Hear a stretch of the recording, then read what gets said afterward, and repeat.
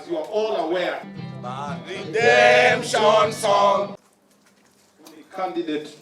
was Mr. Timothy Kamau Kariuki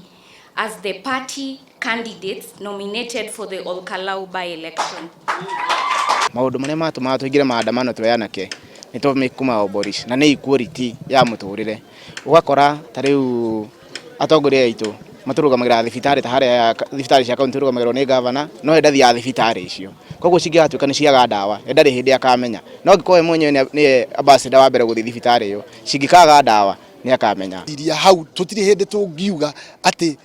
thogora wa maguta nĩ mũgu na tutiri hĩndĩ tũngĩambĩrĩrio kwĩrwo atĩrĩrĩ atĩ tũgũre ngari cia electric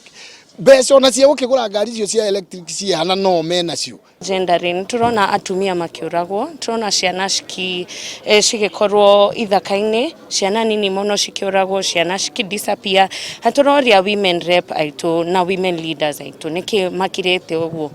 niki tutiraigwa magĩũka mbere na kĩrĩa turenda kwĩra amamu aitu atata aitu othe atumia a bũrũri ũyũ turirikane Wangari Maathai nĩokerire wika na akiuga ona niĩ ndĩ ta hummingbird nĩ ngwĩka so teithwe ta atumia reke turugame in the gap ha ciana citũ he